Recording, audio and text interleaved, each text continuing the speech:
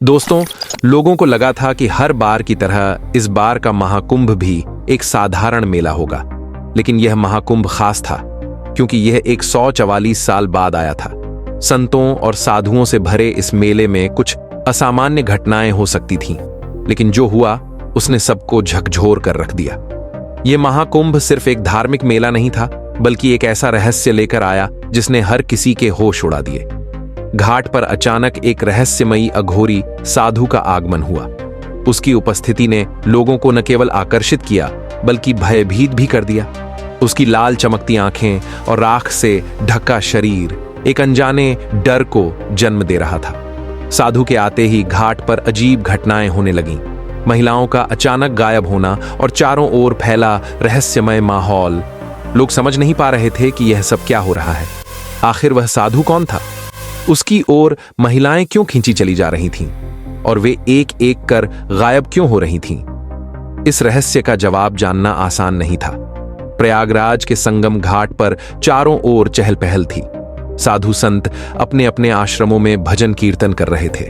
जगह जगह धूप, अगरबत्ती और मंत्रोच्चार की गूंज से माहौल पवित्र लग रहा था। एक शाम जब सूरज धीरे धीरे गंगा के जल में विलीन हो रहा था, घाट पर अचानक हलचल मच गई। सभी की नजरें एक ही दिशा में थीं। वहां एक अघोरी साधु धीरे धीरे घाट की ओर बढ़ रहा था। उसकी लंबी जटाएं कमर तक लटक रही थीं और गले में नरमुंडों की माला थी। उसकी भयानक आंखें इतनी डरावनी थीं कि कोई भी उसकी ओर सीधे देखने की हिम्मत नहीं कर पा रहा था। साधु ने घाट के एक कोने में बैठकर साधना शुरू की। उसकी उपस्थिति से ऐसा प्रतीत हो रहा था मानो समय थम गया हो। गंगा की लहरें भी शांत हो चुकी थीं। वहां मौजूद लोगों को ऐसा लग रहा था जैसे कोई अदृश्य शक्ति उन्हें जकड़ रही हो। उस दिन तो सब कुछ यहीं रुक गया, लेकिन अगले ही दिन एक अजीब घटना घटी। गीता नाम की एक महिला जो पूजा करने घाट पर आई थी, रात भर घर नहीं लौटी। गीता उस दिन बहुत प्रसन्न लग रही थी। उसने सुबह से ही महाकुंभ के घाट पर जाने की तैयारी शुरू कर दी थी। उसने अपनी सबसे सुंदर साड़ी पहनी और अपनी सहेलियों के साथ घाट की ओर निकल पड़ी। दिन भर गंगा में स्नान करने और पूजा अर्चना के बाद उसने अपनी सहेलियों से कहा, मैं थोड़ी देर अकेले घूमना चाहती हूं, तुम लोग घर लौट जाओ। सहेलियों ने उसे समझाने की कोशिश की, अंधेरा होने से पहले लौट आना, लेकिन गीता ने उनकी बात अनसुनी कर दी। शाम ढलने लगी। गीता घाट के किनारे टहलते हुए उस अघोरी साधु की ओर आकर्षित हो गई। वह चाहकर भी खुद को रोक नहीं सकी और धीरे धीरे उसके पास खिंचती चली गई। साधु वहीं शांत बैठा था, लेकिन उसकी गहरी लाल आंखें गीता को घूर रही थीं। गीता के कदम ठिठक गए। साधु ने अचानक गहरे स्वर में कहा, मुझे तुम्हारे भीतर एक विशेष ऊर्जा दिखती है। गीता कुछ नहीं बोल पाई। उसकी आंखों में ऐसा सम्मोहन था कि गीता वहीं जड़ होकर खड़ी रह गई। साधु ने अपना त्रिशूल उठाया और गीता के चारों ओर एक घेरा खींच दिया। अचानक गीता की चीख घाट की खामोशी को चीर गई। वहां मौजूद कुछ लोगों ने यह मंजर देखा, लेकिन भय के कारण कोई उसकी मदद के लिए आगे नहीं बढ़ सका। गीता की चीखें धीरे धीरे थम गईं। इसके बाद वह उस अघोरी साधु के साथ गंगा के पास बने अंधेरे जंगल की ओर चली गई। अगले दिन सुबह जब गीता घर नहीं लौटी तो उसके परिवार वाले परेशान हो गए और उसे ढूंढने निकल पड़े। उसकी मां घाट पर रोते हुए लोगों से पूछती रही, क्या किसी ने मेरी गीता को देखा है? वह कल शाम यहां आई थी। कुछ लोगों ने बताया कि उन्होंने गीता को उस अघोरी के पास जाते देखा था, लेकिन उसके बाद क्या हुआ ये कोई नहीं जानता।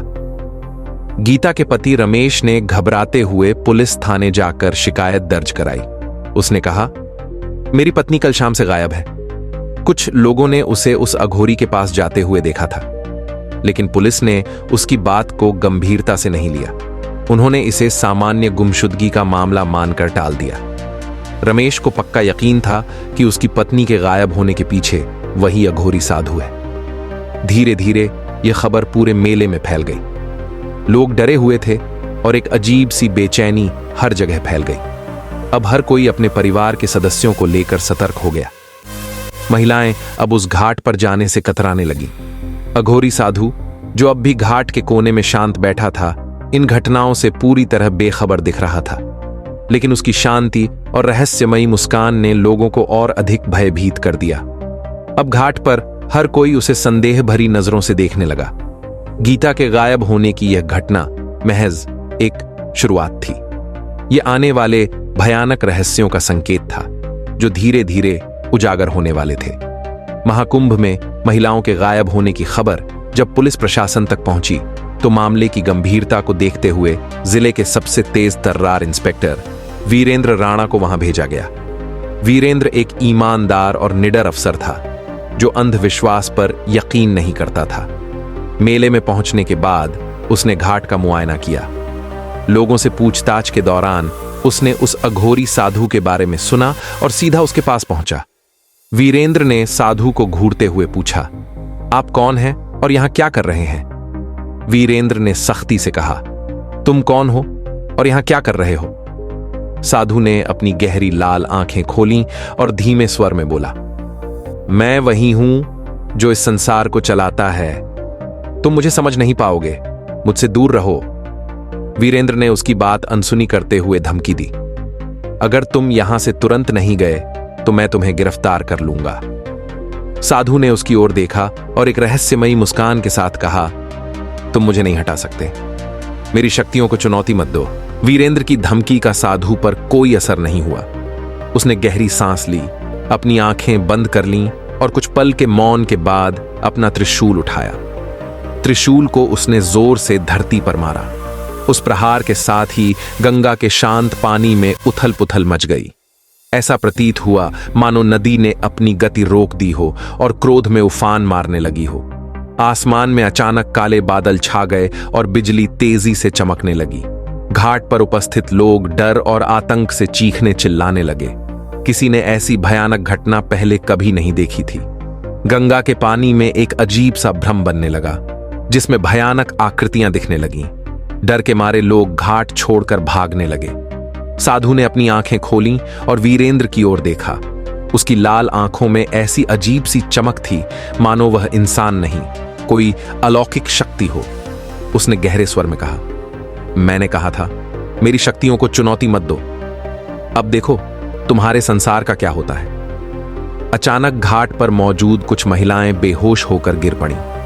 उनकी सांसें चल रही थीं, लेकिन वे किसी गहरी नींद में डूब चुकी थीं। ये देखकर वीरेंद्र और उसकी टीम हक्के बक्के रह गए। गुस्से से भरे वीरेंद्र चिल्लाया, ये क्या कर रहे हो तुम? साधु ने शांत मुस्कान के साथ कहा, यह तो केवल शुरुआत है। उसने अपना त्रिशूल घुमाया और कुछ मंत्र पढ़े। तभी बेहोश पड़ी महिलाएं उठीं और एक कतार में चलने लगीं। वे सभी गंगा की ओर बढ़ रही थीं, मानो किसी अदृश्य शक्ति के नियंत्रण में हों। वीरेंद्र ने तुरंत अपने सिपाहियों को आदेश दिया, उन महिलाओं को रोको। सिपाही दौड़कर महिलाओं को रोकने के लिए आगे बढ़े, लेकिन जैसे ही उन्होंने उन्हें छूने की कोशिश की, एक अदृश्य दीवार ने उन्हें पीछे फेंक दिया। वीरेंद्र ने खुद आगे बढ़ने की कोशिश की, लेकिन जैसे ही वह उस अदृश्य दीवार से टकराया, वह भी पीछे गिर पड़ा। साधु ने एक भयानक हंसी के साथ कहा, इस संसार के नियम मेरे हाथ में हैं। तुम केवल एक नश्वर हो, मुझे रोकने की हिम्मत मत करो। घाट पर मौजूद लोग यह दृश्य देखकर भयभीत हो गए और भागने लगे। गंगा का पानी धीरे धीरे लाल रंग में बदलने लगा। वीरेंद्र राणा इस घटना की भयावहता और उस साधु के रहस्यमय उद्देश्यों को समझने के लिए दृढ़ थे। उन्होंने गंगा तट के आसपास छानबीन शुरू की और घाट पर मौजूद बुजुर्गों व ज्ञानी साधुओं से उस अघोरी के बारे में पूछताछ की। एक वृद्ध संत जो वर्षों से गंगा के किनारे तपस्या कर रहे थे, ने गहरी सांस लेते हुए कहा, वह साधु कोई सामान्य व्यक्ति नहीं है। उसे अघोर पंथ की प्राचीनतम शिक्षा प्राप्त है। वह महाकाल अग्निसिद्धि का साधक है। संत ने आगे बताया, महाकाल अग्निसिद्धि एक ऐसी साधना है जो आत्मा और प्रकृति के सबसे अंधकारमय पहलुओं को जागृत करती है। यह साधना उसे धरती और जल दोनों पर शासन करने की शक्ति देती है। गंगा का लाल होना उसी की शक्ति का संकेत है। वह अपनी साधना को पूर्ण करने के लिए इस ब्रह्मांड की ऊर्जा का केंद्र बनाना चाहता है। वीरेंद्र ने चिंतित होकर संत से पूछा, तो क्या वह इन महिलाओं को बलिदान के लिए ले जा रहा है? संत ने गंभीरता से सिर हिलाते हुए कहा, हाँ, यदि यह अनुष्ठान पूरा हो गया तो वह इतना शक्तिशाली बन जाएगा कि उसे कोई रोक नहीं सकेगा। त्रिलोक में अराजकता फैल जाएगी। उसे रोकने के लिए हमारे पास बहुत कम समय है। संत ने आगे बताया, उस साधु की शक्तियां किसी साधारण अघोरी से कहीं आगे हैं। उसने वर्षों तक हिमालय की दुर्गम कंदराओं में साधना की है। वहां उसने आत्मा और प्रकृति की सबसे रहस्यमय ऊर्जा को साध लिया। उसकी शक्तियां असाधारण हैं। वह पानी, हवा और अग्नि को अपनी इच्छा से नियंत्रित कर सकता है। गंगा का लाल होना और उसमें भंवर उठना उसकी इसी शक्ति का परिणाम है। उसकी लाल आंखें इतनी शक्तिशाली हैं कि वे किसी को भी सम्मोहित कर सकती हैं। वह लोगों के मन और शरीर को अपने वश में कर लेता है, जैसे उसने उन महिलाओं के साथ किया। उसका त्रिशूल केवल एक हथियार नहीं है, उसमें ब्रह्मांडीय ऊर्जा संग्रहित है। यह त्रिशूल उसके शक्ति का स्रोत और उसकी साधना का केंद्र है। वह इसे धरती पर मारकर ऊर्जा तरंगें उत्पन्न कर सकता था। भूत प्रेत और आत्माओं का नियंत्रण वह अधूरी आत्माओं को अपने अधीन कर उन्हें अपने कामों के लिए इस्तेमाल करता था। कालचक्र का आह्वान वह समय को नियंत्रित कर सकता था। उसका एक विशेष मंत्र था जो समय को धीमा या तेज करने में सक्षम था। साधु का उद्देश्य केवल शक्ति प्राप्त करना नहीं था। वह एक प्राचीन पांडुलिपि की खोज में था जिसमें महाकाल यज्ञ का रहस्य लिखा था। यह यज्ञ उसे अमृता और अनंत शक्तियां प्रदान कर सकता था। इसके लिए उसे 7 पवित्र आत्माओं की आवश्यकता थी, जिनमें गीता जैसी महिलाएं चुनी गई थीं। वीरेंद्र ने तय किया कि उसे साधु की शक्तियों का सामना करने के लिए उसकी कमजोरी का पता लगाना होगा। उसने संत से पूछा, क्या उसकी शक्तियों का कोई तोड़ है? संत ने कहा, हां, उसकी सबसे बड़ी ताकत ही उसकी सबसे बड़ी कमजोरी भी है। उसका त्रिशूल उसकी शक्ति का मुख्य स्रोत है। यदि त्रिशूल को उससे अलग कर दिया जाए तो उसकी शक्तियां कमजोर हो जाएंगी। लेकिन यह काम आसान नहीं है। त्रिशूल तक पहुंचना ही एक जोखिम भरा कार्य है, क्योंकि जो भी इसे छूने की कोशिश करता है वह जलकर राख हो जाता है। वीरेंद्र ने संत के साथ मिलकर एक योजना बनाई। वह जानता था कि अकेले इस अघोरी से लड़ना असंभव है, इसलिए उसने घाट के अन्य साधुओं और तपस्वियों से सहायता मांगी। संतों ने तय किया कि गंगा किनारे सामूहिक रूप से हवन और मंत्रोच्चार किया जाएगा, ताकि घाट पर सकारात्मक ऊर्जा फैले और अघोरी की शक्तियां कमजोर पड़े। घाट पर साधना में लीन अघोरी ने अपने चारों ओर हो रही हलचल को भांप लिया। उसने धीरे धीरे अपनी आंखें खोलीं और दूर खड़े वीरेंद्र को देखा। उसकी मुस्कान गहरी हो गई। तो तुमने मुझे चुनौती देने का साहस किया है, उसने गहरे और भयावह स्वर में कहा। इसके बाद उसने अपनी आंखें बंद की और कुछ गूढ़ मंत्र पढ़ने लगा। अचानक घाट पर भयंकर आंधी चलने लगी। गंगा का पानी और अधिक लाल हो गया। साधु ने अपने त्रिशूल को उठाया और हवा में घुमाया। उसके चारों ओर एक तेज रोशनी का गोला बन गया, जो सीधा घाट पर मौजूद हवन स्थल की ओर बढ़ने लगा। घाट पर संतों और तपस्वियों ने वीरेंद्र के नेतृत्व में हवन आरंभ कर दिया। चारों ओर मंत्रोच्चार की गूंज फैल गई, जिससे घाट का वातावरण सकारात्मक ऊर्जा से भरने लगा। साधु को यह एहसास हो गया कि उसका साम्राज्य खतरे में है। उसने अपनी आंखें बंद की और गहरे स्वर में एक गूढ़ मंत्र पढ़ा। त्रिशूल से उठी ऊर्जा ने हवन स्थल को निशाना बनाया, लेकिन संतों के मंत्रों की शक्ति ने उस ऊर्जा को रोक दिया। साधु के चेहरे पर गुस्से की लकीरें उभर आईं। उसने अपने हाथ से राख उठाई और गंगा की ओर फेंक दी। राख के गिरते ही गंगा के पानी से प्रेतों का एक झुंड प्रकट हुआ। ये प्रेत हवा में तैरते हुए हवन स्थल की ओर बढ़ने लगे। वीरेंद्र और उसकी टीम ने हिम्मत नहीं हारी। उन्होंने दृढ़ निश्चय किया कि साधु के त्रिशूल को उसकी पहुंच से दूर करना ही एकमात्र रास्ता है। वीरेंद्र ने अपने सिपाहियों को आदेश दिया, तुम लोग हवन स्थल की सुरक्षा करो, मैं साधु की ओर जाता हूं। उसने अपनी बंदूक उठाई और साधु की ओर बढ़ा। साधु ने अपनी लाल चमकती आंखें खोलीं और मुस्कुराते हुए कहा, तुम यह युद्ध नहीं जीत सकते। मेरी शक्तियां तुम्हारी कल्पना से परे हैं।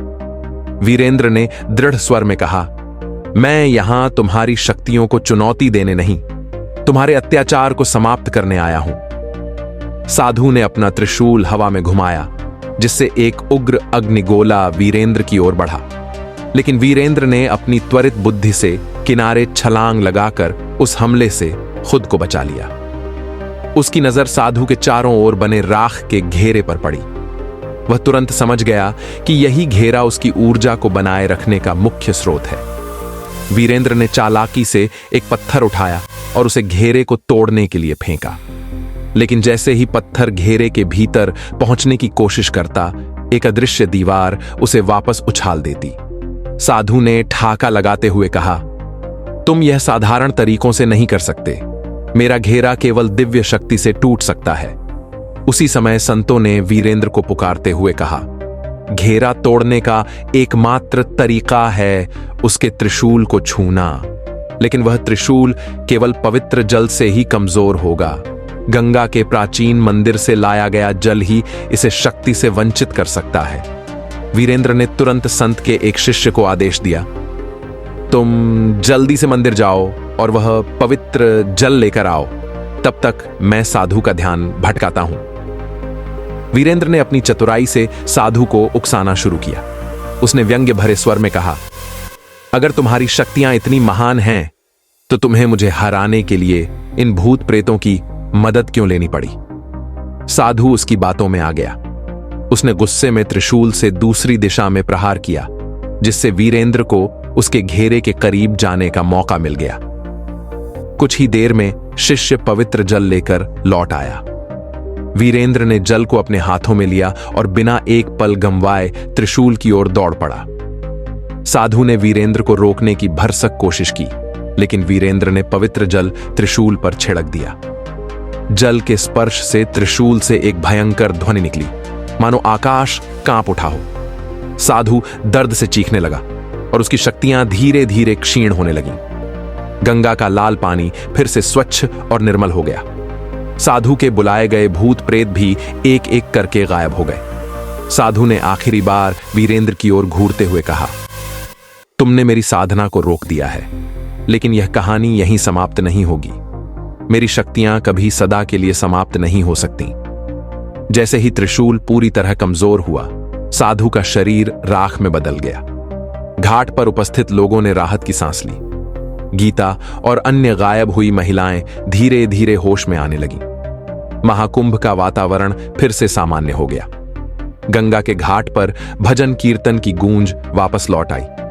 वीरेंद्र ने संतों का आभार व्यक्त किया और गंगा तट की सुरक्षा को और अधिक मजबूत करने का संकल्प लिया। हालांकि वीरेंद्र के मन में एक सवाल गूंज रहा था, क्या सच में साधु का अंत हो गया था या यह केवल एक नई शुरुआत थी? जब वीरेंद्र ने पवित्र जल से त्रिशूल को स्पर्श किया और साधु का शरीर राख में बदल गया, तो घाट पर एक अद्भुत शांति छा गई। गंगा का जल, जो अब तक शांत था, अचानक हल्के प्रकाश से झिलमिलाने लगा। यह दृश्य देखकर वहां मौजूद हर कोई विस्मय में था। वीरेंद्र ने संत की ओर देखा और पूछा, क्या यह सच में समाप्त हो गया? उसी क्षण गंगा के ऊपर एक दिव्य प्रकाश उभरा। उसी राख से एक तेजस्वी आकृति प्रकट हुई। यह साधु का दिव्य रूप था। अब उसका चेहरा क्रोध और भयावहता से मुक्त था। उसकी आंखों में करुणा और शांति का भाव था। तुमने मेरी राह कठिन बना दी वीरेंद्र, साधु की आवाज गूंजी। लेकिन यह आवाज अब पहले की तरह कठोर नहीं, बल्कि शांत और गूढ़ थी। वीरेंद्र ने विस्मय से पूछा, तुम कौन हो और तुमने यह सब क्यों किया?